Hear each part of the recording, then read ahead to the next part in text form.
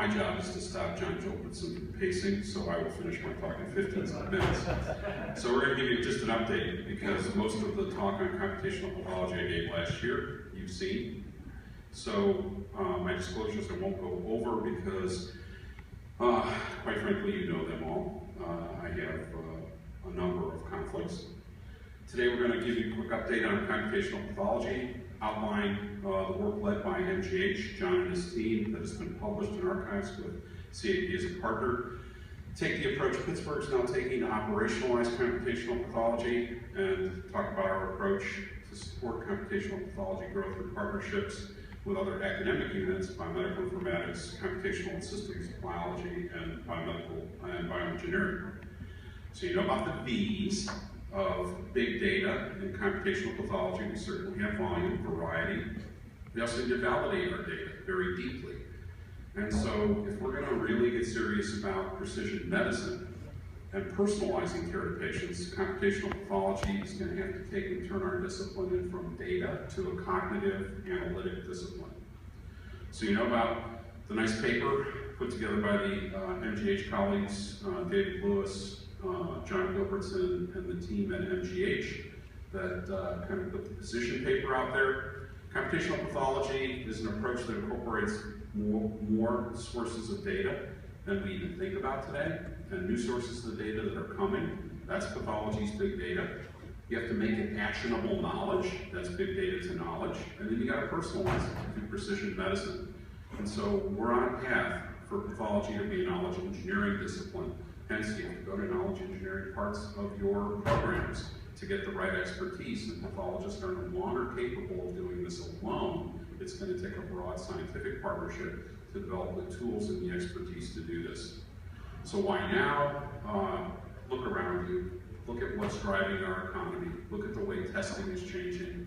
Watch how the microbiology or viral biology laboratory is going to change in the next few years. And oh, by the way, to do this, we need exquisite clinical phenotyping from the EHR.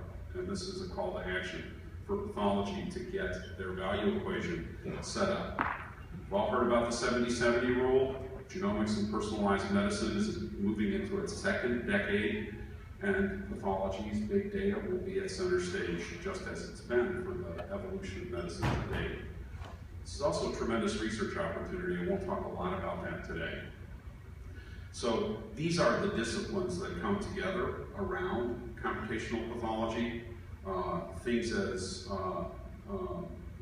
important as the identifying data for its use, collecting cancer outcomes, things that have long-term been the work of biomedical informatics will now come to center stage.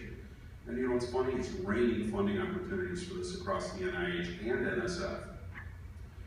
So computational pathology will require informatics science, whether it's database design, natural language processing to extract text, structured vocabularies and ontologies, the identification, and more important, the big driving beat today that's treasure trove for intellectual property development is use of artificial intelligence and machine learning to make very important knowledge and wisdom out of our data.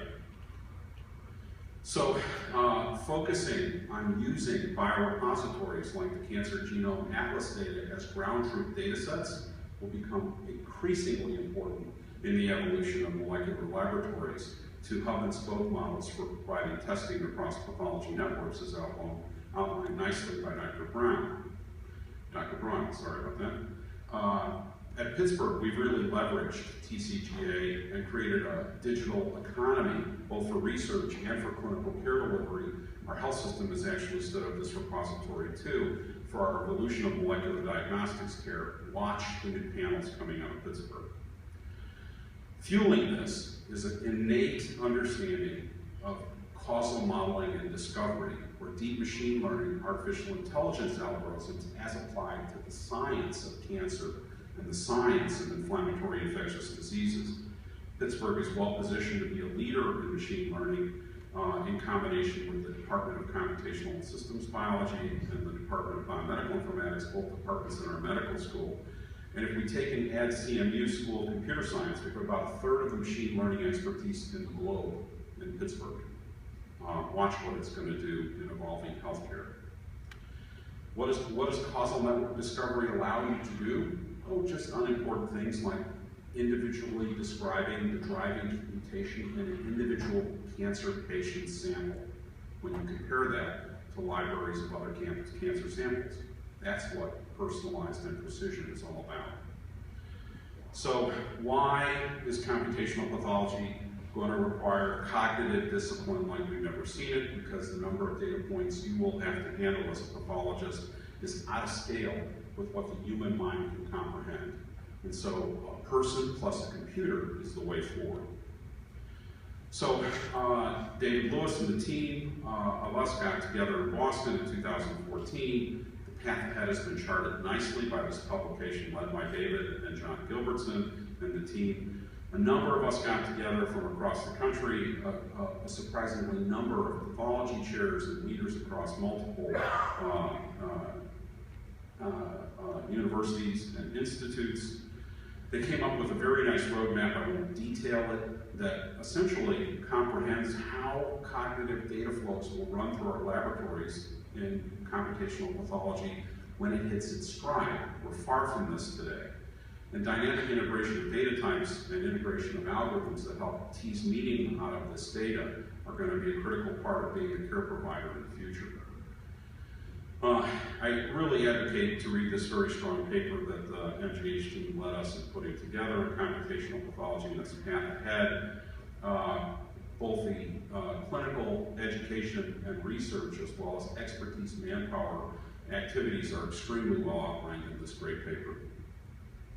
So today, the new information that I'm going to give you is related to our new efforts in computational pathology and organizing ourselves as a group of scientists and instructors, teachers, and innovators in Pittsburgh. So I'm going to talk to how we're supporting the instructional mission of computational pathology and how to get the word out and how to organize the science in Pittsburgh as our next step. So Chakra Chinnabatla, who's a PhD in computational and systems biology, is leading our effort in computational pathology, creating both an interest group and a lecture series. We did our kickoff meeting at May 6th. This special interest group has 93 members here at Pittsburgh, a nice distribution of bioengineers, folks from biomedical informatics, computational and systems biology, computer science and machine learning, a phenomenal outpouring of support from industry and entrepreneurs. The Department of Medicine played a strong play in this, our Pathology Informatics team as our co-conspirators in this, and our health system. And we have participants not only from the University of Pittsburgh and University of Medical Center, but from two of the universities in Pittsburgh, Carnegie Mellon University and Duquesne University.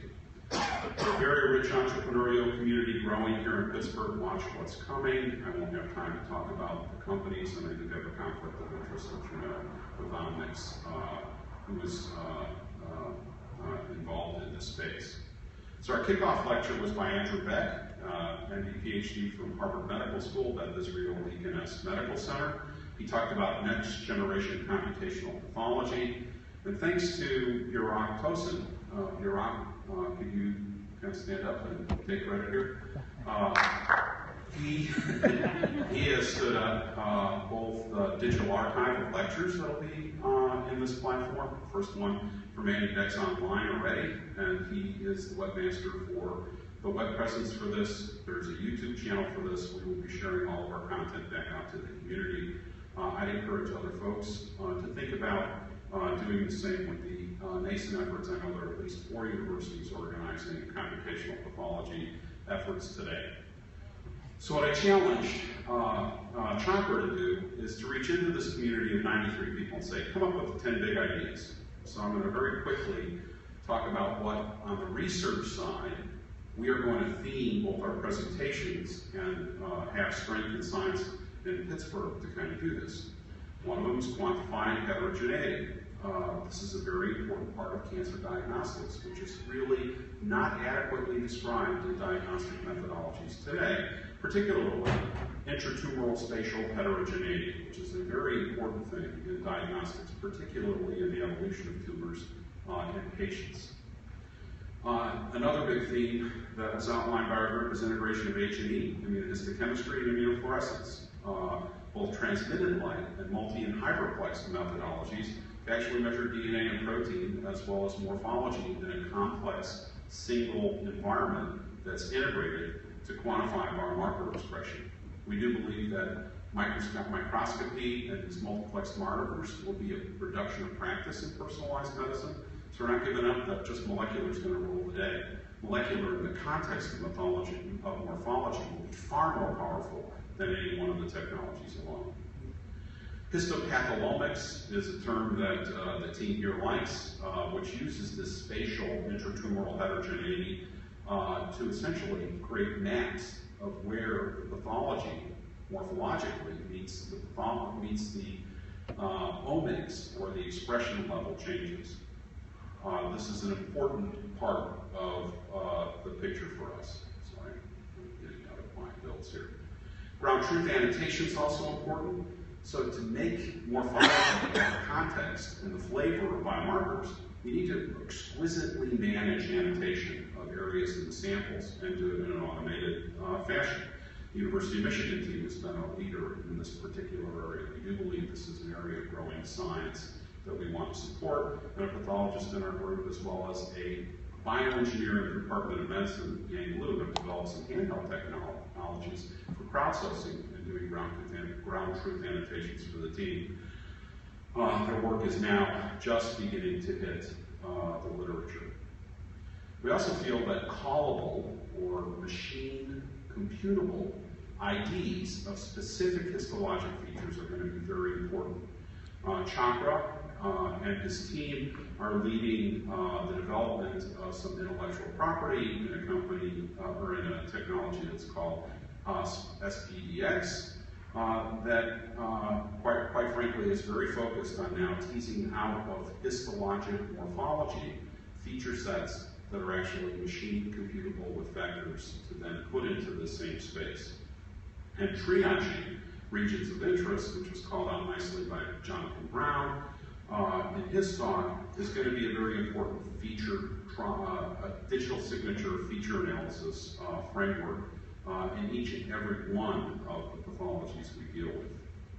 There's a term that I kind of like called one-shot learning that the team has identified. You hear a lot more about this. How do you actually take and create encapsulated features as hints on the screens while people are analyzing histologic features?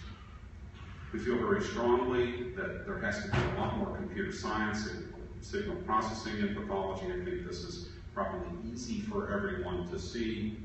Finally, active vision, which was nicely outlined by Dr. Krupinski in her paper, is an important area of development.